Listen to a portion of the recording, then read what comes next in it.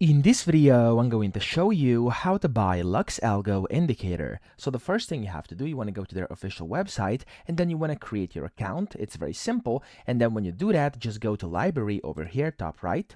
And then what you have to do is, of course, find the indicator you would like to buy. So for example, you want to go to exclusive tools and then you have premium and then the ultimate ones. So I'm going to go to ultimate. And then let's say I want this backtester. I'm going to just click on it to see the details and you can see all its details over here. And if you actually want to unlock it and buy it, you'll have to get one of their plans. So to do that, click on unlock now down here at the bottom. You'll have to select one of their plans, either the premium or ultimate, depending on which indicator you're trying to get, because they're all labeled as either free, premium, or ultimate, and then just click on the subscribe button next to the plan you want to go to, select your payment method, and then you'll be able to pay, and just like that, you will get the access to that specific indicator as well as all the other indicators in that paid plan. So that's how to buy indicators on LuxAlgo. I hope this video helped you out. If it did, please subscribe to the channel and help me out as well.